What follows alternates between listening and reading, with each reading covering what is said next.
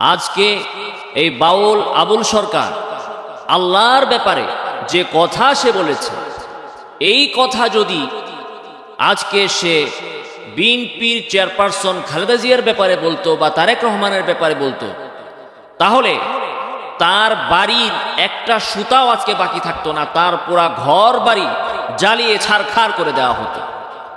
এই ব্যক্তি যে কথা সে আল্লাহ সুবহানাহু ওয়া তাআলার ব্যাপারে বলেছে, যে জঘন্য বক্তব্য এই বাউলেরা প্রতিদিন আল্লাহর নামে দিয়ে বেড়াচ্ছে, এগুলো যদি আল্লাহ সুবহানাহু ওয়া তাআলার ব্যাপারে না বলে ডক্টর ইউনূসের ব্যাপারে বলতো, তাহলে আজকে পুরা বাউল সম্প্রদায়কে জেলখানায় বন্দী করা হতো।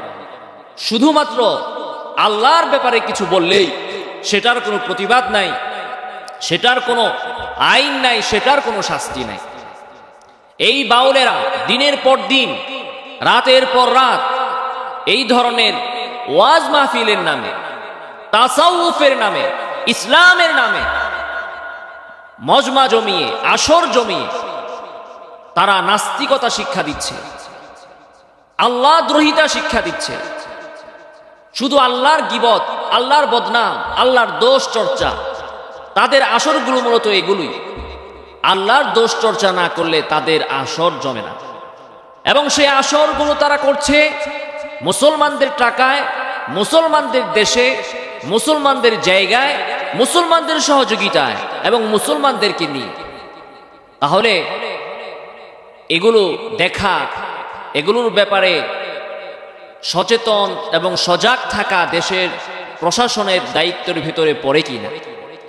কিন্তু আমরা দেখি নাই যে এ সকল বিষয়ে কোনো রাজনৈতিক দল, কোনো নেতৃবৃন্দ, কোনো সুশীল সমাজ, কোনো বুদ্ধিজীবী কোনো ধরনের বিবৃতি প্রদান করেছে। উল্টো আমরা দেখলাম যখন এই আবুল সরকারকে গ্রেফতার করা হলো এবং তার এই গ্রেফতারকে কেন্দ্র করে এই ভ্রান্ত বাউলেরা অরাজকতা করার চেষ্টা করলো, তখন তাদের প্রতি সহানুভূতি দেখিয়ে এনসিপির মতো একটি দল বিবৃতি দিয়ে দিল, ছাত্র উপদেষ্টাদের একজন বিবৃতি দিয়ে দিল। আর এদিকে তো ফরহাদ মাজহার সাহেব আছেই, বেশ ধরেছে, দেখতে মনে হবে আকাশ থেকে মাত্র তিনি নেমে এসেছেন, কোন সাক্ষাৎ ফেরেশতা তাকে মনে হবে, অথচ ইমানের কাছে দাঁড়ায় ওই ব্যক্তি নাই। এই লোক, এই তথাকথিত বুদ্ধিজীবী, আমি মনে করি এর মাথার ভেতরে যা আছে পুরোটাই গোবর। এর মাথার ভিতরে মগজ মস্তিষ্ক বলতে কিছু নাই। এদের কাজই হচ্ছে দেশের মধ্যে বিশৃঙ্খলা সৃষ্টি করা, অরাজকতা সৃষ্টি করা, দেশকে ধ্বংস করা, দেশকে নাস্তিকতা দিয়ে ভরে দেওয়া, অপসংস্কৃতি, কুসংস্কার দিয়ে দেশটাকে ভরে ফেলা। এগুলি হচ্ছে এই ধরনের লালন আর বাউল বুদ্ধিজীবীদের কাজ। বাউলদেরকে উস্কানি দিচ্ছে, সমাবেশের ডাক দিচ্ছে। আজব অবস্থা। এত বড় একজন অপরাধীর পক্ষ নিয়ে এই জ্ঞান পাপীরা কিভাবে মাঠে নামে, চক্ষু লজ্জা বলতেও তো একটা ব্যাপার আছে। এরপরে আমরা আরো অবাক হলাম, আরো দুঃখ পেলাম, কষ্ট পেলাম। তথাকথিত সুন্নিদের কিছু আলেমরাও এই বাউলদের সমর্থনে আধা জল খেয়ে মাঠে নেমেছে। আসলে অবাক হওয়ার তেমন কিছু নাই, কারণ এদের সবার কোম্পানি একই। এই তথাকথিত ভণ্ড সুন্নি, এই বাউল, এই লালন আর এই ফরহাদ মাজহার আর ওই নাস্তিক, এই সবগুলো একই ঘাটের মাঝে। এরা আল্লাহর নামে, রাসূলের নামে জাল হাদিস বানাবে একজনে, আর আরেকজন সেই জাল হাদিসগুলো প্রচার করে আল্লাহর দোষ ধরবে। বানাবে এক গ্রুপ, এই তথাকথিত তাহিরির মতো, এই জেহাদির মতো, এই নামধারী উলামায়ে সূরা, আল্লাহ সুবহানাহু ওয়া তাআলার নামে, ইসলামের নামে, ধর্মের নামে জাল হাদিস বানিয়ে বেড়াবে। এরপরে সেই জাল হাদিসগুলোর উপর ভর করে এই বাউলেরা ইসলামের উপর আঙ্গুল তুলবে, আল্লাহর বিরুদ্ধে অভিযোগ উত্থাপন করবে, নবীর বিরুদ্ধে অভিযোগ তুলবে, আলেমদের বিরুদ্ধে কথা বলবে। আমরা দেখেছি আব্বাসী সাহেবকে, যে তিনি এনায়েতুল্লাহ আব্বাসী সাহেব, তিনি বাউলদের বিরুদ্ধে আগেও বলেছেন আর বর্তমান পরিস্থিতিতেও তিনি জোরালো বক্তব্য রাখছেন, সেজন্য আমরা তাকে ধন্যবাদ জানাই। কিন্তু অবাক লাগে, আফসোস লাগে, কষ্ট লাগে, আলাউদ্দিন জিহাদি মাথায় টুপি দিয়ে, মুখে আবার দাড়িও আছে, বিশাল বড় জুব্বা পরে, এত বিশাল লম্বা উঁচা টুপি পরে, এরপরে গিয়াসউদ্দিন তাহিরেরও একই অবস্থা। এরা কিভাবে আল্লাহ দ্রোহী, আল্লাহর নামে যে জঘন্য কথা বলল, তাদের ব্যাপারে, তাদের প্রতি তার কেন এত মায়া কান্না আমাদের বুঝে আসে না। আমি আলাউদ্দিন জিহাদি এবং গিয়াসউদ্দিন তাহিরিকে বলতে চাই, আপনারা কি মুসলমান? আপনারা কি মানুষ? আপনাদের ভিতরে কি ইসলামের প্রতি কোনো ধরনের কোনো মায়া দয়া আছে?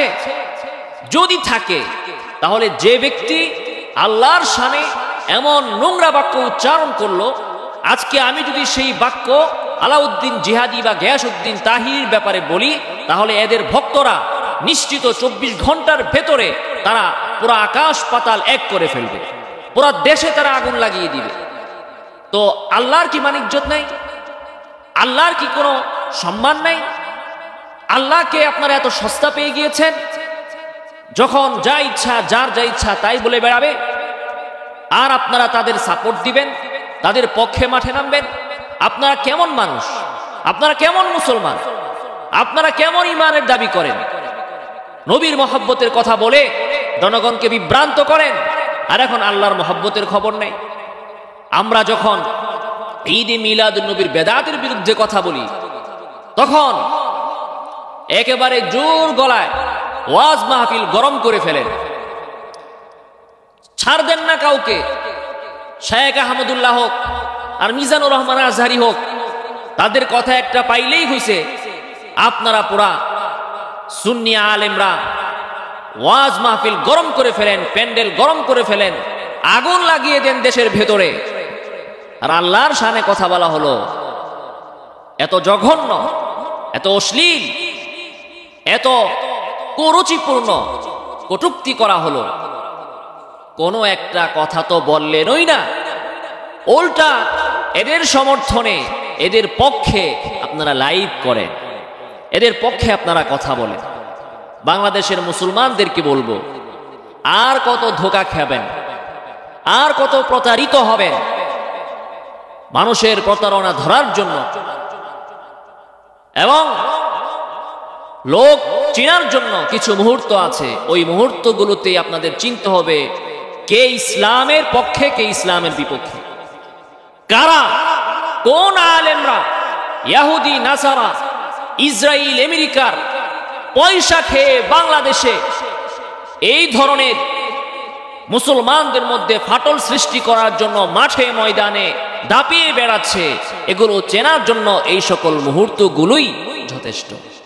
বর্তমান পরিস্থিতিতে দেখুন, এই ধরনের সুন্নি আলেমদেরকে দেখবেন, যাদেরকে দেখবেন এই লালনের পক্ষে, এই বাউলের পক্ষে কথা বলছে, চোখ বন্ধ করে বুঝে নিতে হবে এরা হচ্ছে সরাসরি ইসলামের শত্রু, নবীর শত্রু, আল্লাহর দুশমন এবং ইহুদি নাসারাদের দালাল। আজকে এই আল্লাহর বিরুদ্ধে কথা বলার পর তাকে গ্রেফতার করা হলো। তার গ্রেফতার নিয়ে যখন তার অনুসারীরা কোনো কর্মসূচি ডাকলো, সেই কর্মসূচিতে তাওহীদি জনতা যদি তাদের মুখোমুখি হয়, তাহলে সেটাকে বলা হচ্ছে মব। এটাকে বলা হচ্ছে মব।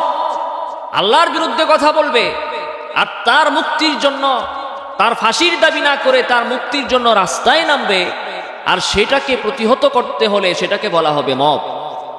যদি এগুলোই মব হয়, তাহলে আওয়ামী লীগ যখন বর্তমানে কোনো বিষয়ে কোনো মিছিলের ডাক দেয়, সেই মিছিলকে আমরা প্রতিহত করি কিনা? সেদিন বাংলাদেশের জনগণ 32 নাম্বার 33 নাম্বারে যায় কিনা? তাহলে সেটা কেন মব হবে না?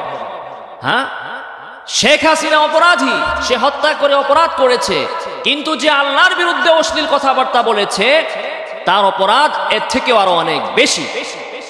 আল্লাহকে যে তিরস্কার করে, গালমন্দ করে, আল্লাহকে যে অশ্লীল বাক্য বলে, তার অপরাধ খুনির চেয়ে, ফ্যাসিস্টের চেয়ে 1000 গুণ বেশি। তাহলে আমরা 5ই আগস্টে সরকারের বিরুদ্ধে, তৎকালীন সরকারের বিরুদ্ধে, তৎকালীন পুলিশের বিরুদ্ধে আমরা রাস্তায় নেমেছিলাম কিনা? তো সেটা যদি মব না হয়, তাহলে আজকে যারা ইসলামের নামে, ধর্মের নামে আল্লাহর বিরুদ্ধে কথা বলবে, রাসূলের বিরুদ্ধে কথা বলবে, আল্লাহকে অবমাননা করবে, তাদের পক্ষে যারা মাঠে নামবে তাদেরকে প্রতিহত করাও আমাদের ঈমানি দায়িত্ব। যদি ফ্যাসিস্টদেরকে প্রতিহত করা, যদি খুনিদেরকে প্রতিহত করা, স্বৈরাচারকে প্রতিহত করা যদি বাংলাদেশের জনগণের দায়িত্ব থাকে, তাহলে এই ক্ষুধাদ্রোহী, আল্লাহদ্রোহী, এই বাউল ফাউলদেরকে, এই লালনদেরকে প্রতিহত করাও মুমিনদের ঈমানি দায়িত্ব। অতএব এই ঈমানি দায়িত্ব পালন করতে যে যদি কেউ বাধা হয়ে দাঁড়ায়, সে ফরহাদ মাজার হোক, সে সরকার হোক, সে পুলিশ হোক আর প্রশাসন হোক আর যেই হোক না কেন, এগুলো দেখার কোনো সময় মুসলমানের নাই। অতএব আমরা বলতে চাই, ফরহাদ মাজার সহ এই আলাউদ্দিন জিহাদি, গিয়াসউদ্দিন তাহিরি আর ওই সুন্নি আলেম যারা আছে আর এনসিপি, ভোটের জন্য আপনারা যা শুরু করেছেন, ভোট তো পাবেনই না, ঈমানও হারাবেন, ভোটও হারাবেন এবং চরম লাঞ্ছিত, অপমানিত হয়ে আপনাদের বাংলাদেশে আপনাদের জন্য ভবিষ্যৎ অপেক্ষা করছে। আল্লাহর বিরুদ্ধে যারা কথা বলবে আপনারা তাদের পক্ষে বিবৃতি দিবেন, আপনাদের ইজ্জত এই পৃথিবীতে হবে না। ওয়ালিল্লাহিল ইজ্জাতু ওয়া লিরাসূলি, সকল ইজ্জত, সকল সম্মান আল্লাহ সুবহানাহু ওয়া তাআলার জন্য। আল্লাহর ইজ্জতের চাদর নিয়ে যারা টানাটানি করবে বাংলার মাটিতে, আমরা তাদেরকে শান্তিতে থাকতে দিব না ইনশাআল্লাহুল আজিজ। ওয়া আখিরু দাওয়ানা আলহামদুলিল্লাহি রাব্বিল আলামিন।